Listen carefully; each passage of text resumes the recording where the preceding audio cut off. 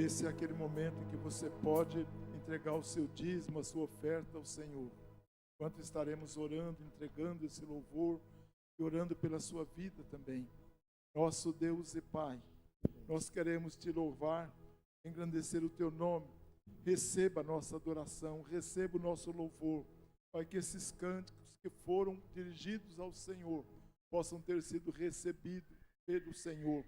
E que através desse louvor e dessa adoração, as vidas que aqui estão, Deus, possam ter sido alcançadas pelo poder do Senhor. Nós oramos também por esses nossos irmãos que estão entregando os seus dízimos, as suas ofertas, que o Senhor possa abençoar essas casas, essas famílias, que sejam eles, ó Deus, prósperos, de acordo com os princípios da Tua palavra. Assim oramos e te agradecemos, em nome de Jesus. Também as crianças podem estar se dirigindo ao culto infantil. E quero que você abra a sua Bíblia no livro de Gênesis, capítulo 21. Nós estaremos lendo dos versículos 15 a 19. Livro de Gênesis. É o primeiro livro da Bíblia, portanto, fácil de ser encontrado. Então, abra aí, logo nas primeiras páginas, no capítulo 21.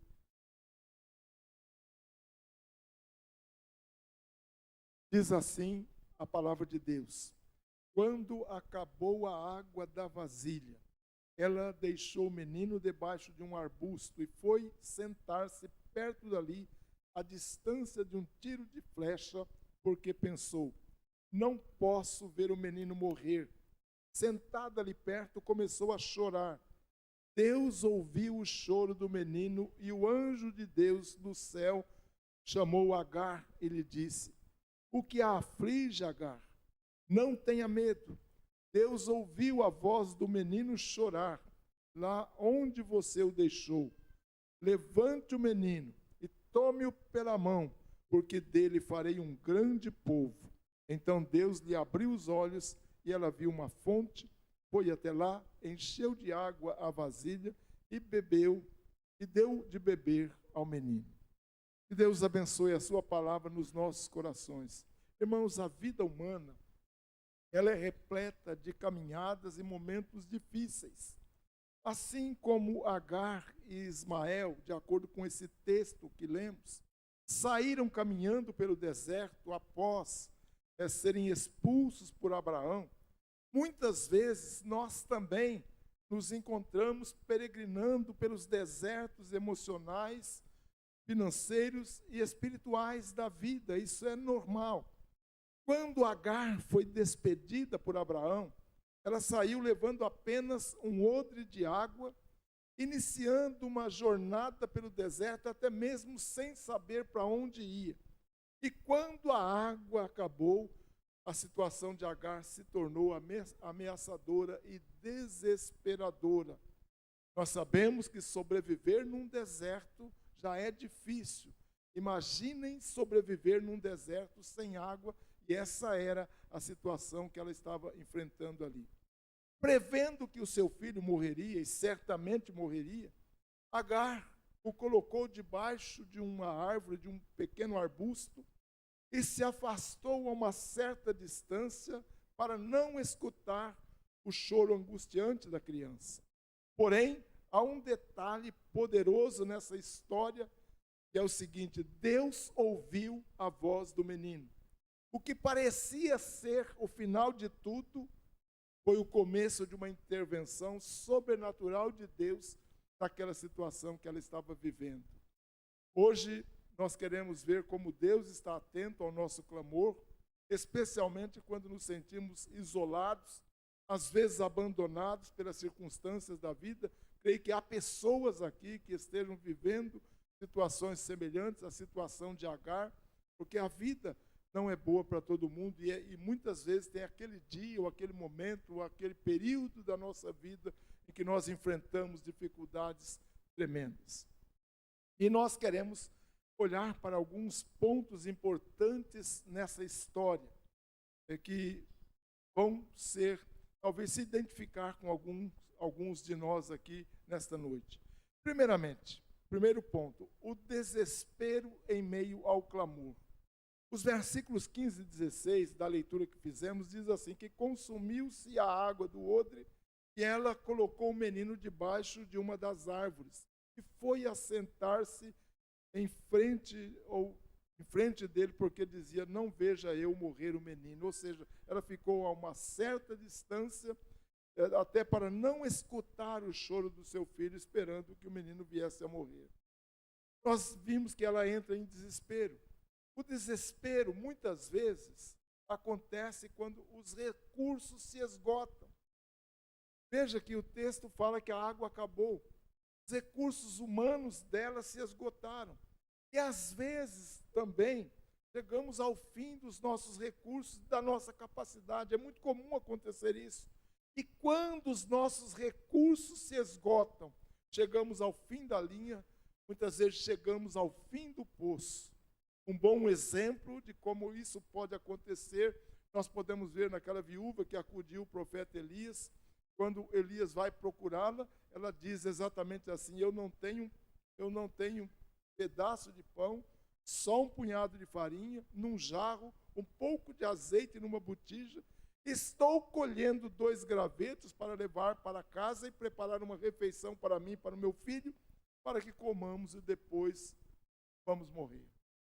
Veja a situação dessa viúva, é uma situação semelhante à de Agar, e pode ser uma situação semelhante à sua também, quem sabe. Sabemos que Deus mudou a história dessa mulher, porém, antes disso, ela estava em grande penúria. Ela comeria, como vimos, a última refeição com seu filho e depois iria esperar a morte. O desespero também chega quando nós ficamos sem saída. Agar se afasta porque ela não suporta mais ouvir a criança chorar e em suas limitações ela entende que o fim chegou. Nada mais poderia ser feito. Há momentos em que nós também estamos num beco sem saída, perdemos a capacidade de clamar. Muitas vezes achamos que Deus também se afastou de nós. Essa era a situação, por exemplo, de Davi, ali no Salmo 6, quando ele fala, estou exausto de tanto gemer, de tanto chorar, inundo de noite a minha cama, de lágrimas encharco o meu leito. O desespero também chega quando Deus aparentemente está ausente. Aquele arbusto sofrendo debaixo de sol escaldante, Agar achou que Deus tinha se esquecido dela e que tinha se esquecido de seu filho. Podemos também chegar a um limite de desespero quando até mesmo as pessoas que nos rodeiam acham que Deus está longe de nós. Há um texto bem interessante no Salmo 42, esse salmo foi escrito por Davi, que ele fala o seguinte, minhas lágrimas têm sido o meu alimento de dia e de noite, pois me perguntaram ou me perguntam o tempo todo, onde está teu Deus? Essa pergunta muitas vezes acontece naquelas pessoas que estão à nossa volta. Quantas vezes você já ouviu isso? Cadê o seu Deus? Você não é crente? Você não crê em Jesus? Porém, as aparências enganam. Quando nos enxergamos o fim, Deus vê um ponto de partida para a realização de um milagre, mas nós precisamos crer que isso pode acontecer de fato. Segundo ponto da nossa palavra dessa noite, a voz que moveu os céus. O texto diz claramente, Deus ouviu a voz do menino. Deus não ouviu a voz de Sara, de Agar. Ele ouviu a voz do menino. Alguns pontinhos aqui. Primeiro, a criança clamou. O texto é claro, Deus ouviu a voz dessa criança clamando. Ismael, embora fraco, à beira da morte, quem sabe dando ali seus últimos suspiros, ele chorou. E esse choro de Ismael foi ouvido. O texto hebraico, ele dá a entender aqui que esse choro da criança foi um gemido, um choro bem fraquinho, mas suficiente para comover o coração de Deus. Às vezes, na nossa angústia, no nosso choro, nós comovemos o coração de Deus, e é isso que é importante. O texto diz, na sequência, que Deus ouviu. O sentido da palavra hebraica aqui para ouvir, essa palavra é a palavra chamar no hebraico, indica que Deus não apenas ouviu, mas prestou atenção, se prontificou para ouvir e respondeu.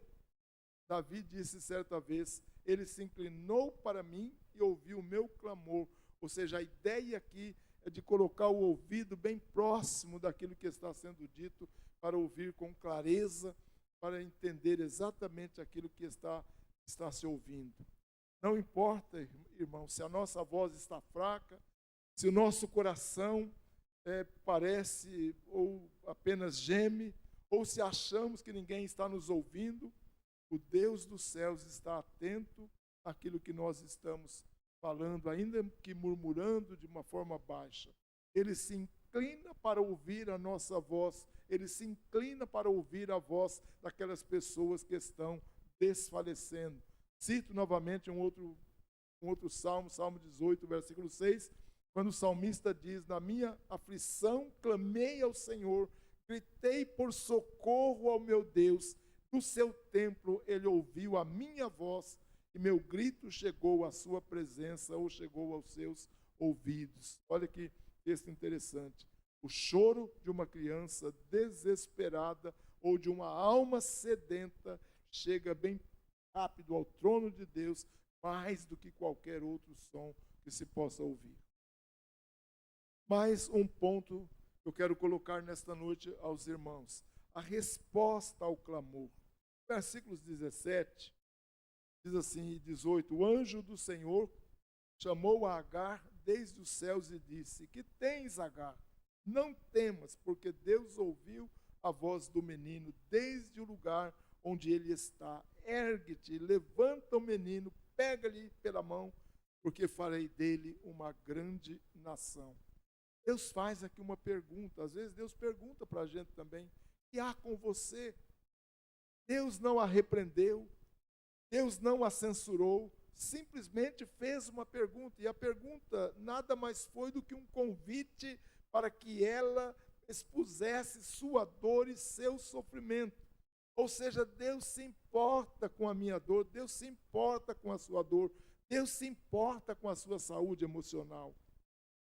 Mas Deus continua, ele ofereceu ânimo, ele disse assim: não temas.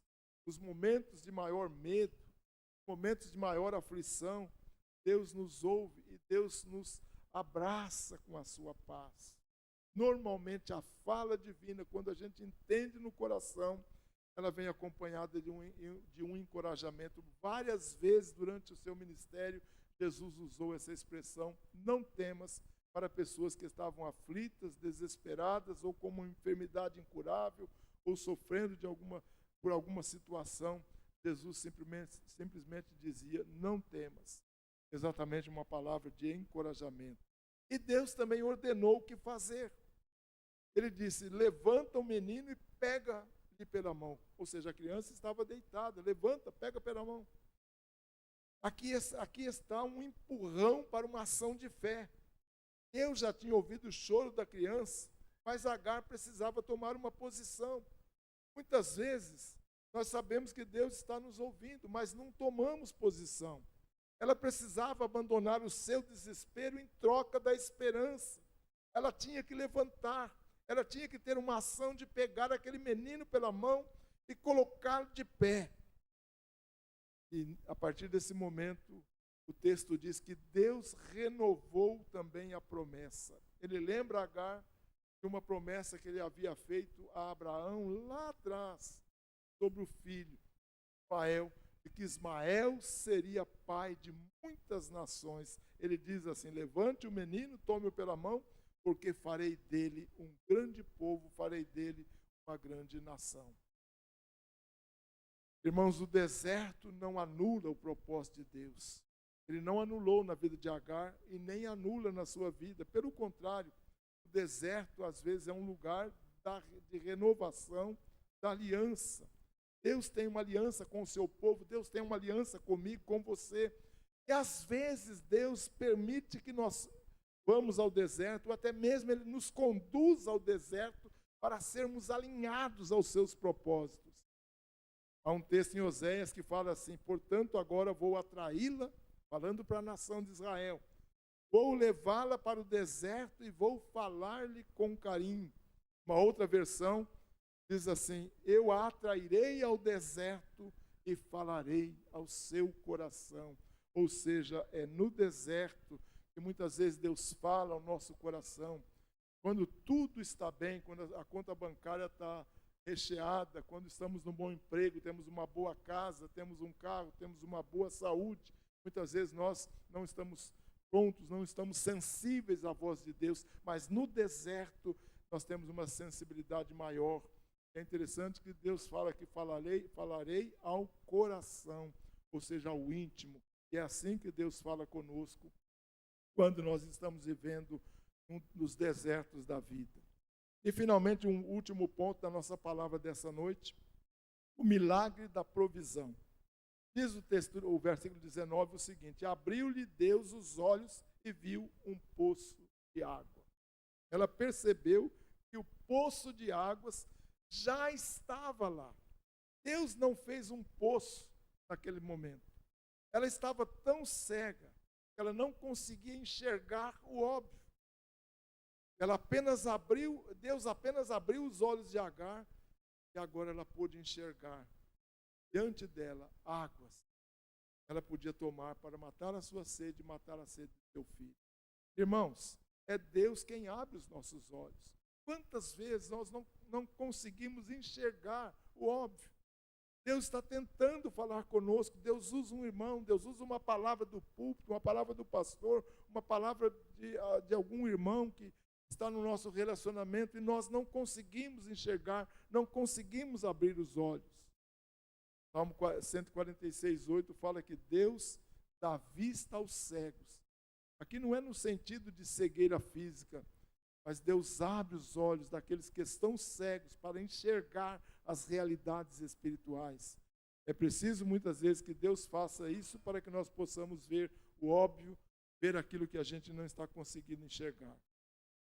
Deus também sempre responde. Muitas vezes a resposta de Deus para o nosso deserto não é algo novo, mas é algo que já está à nossa disposição.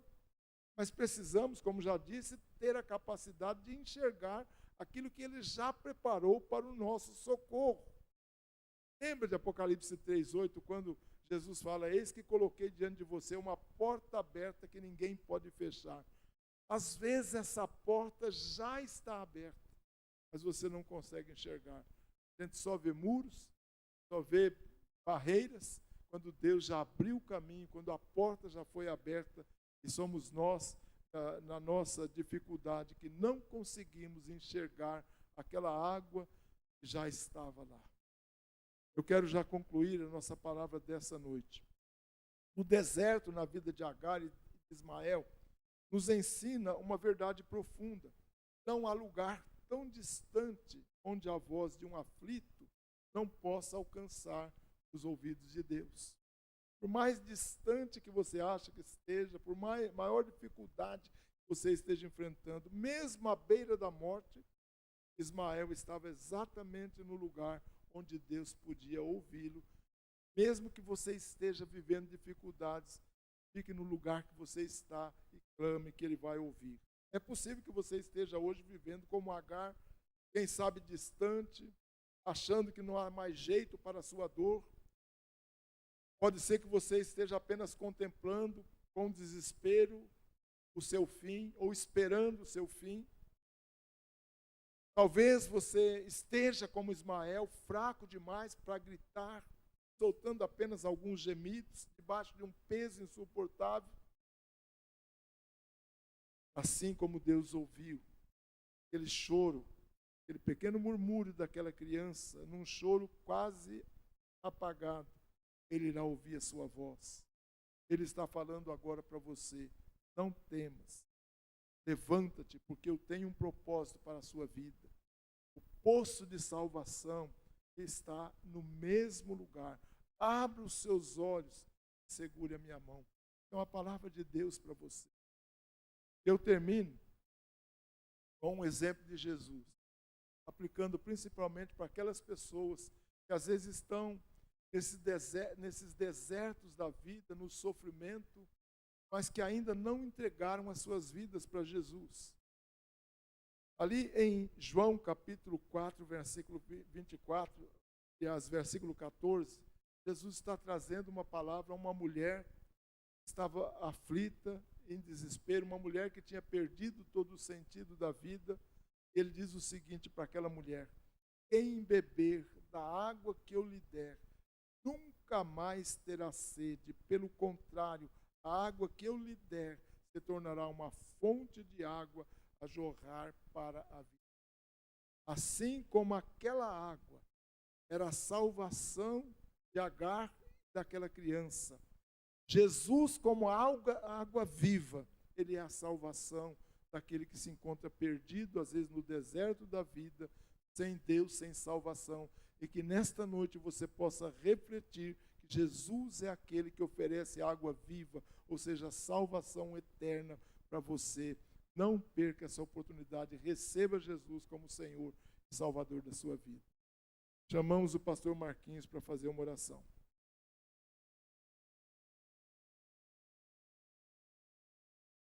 Queria pedir que a igreja se colocasse de pé também neste momento. Você fechasse os teus olhos agora. Eu vou fazer uma pergunta para você. Você já encontrou água viva, o rio de águas vivas? Que é Jesus Cristo.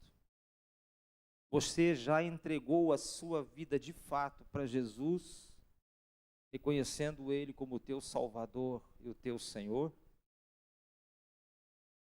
Vou fazer uma última pergunta, que é aquilo que Jesus disse: você nasceu de novo?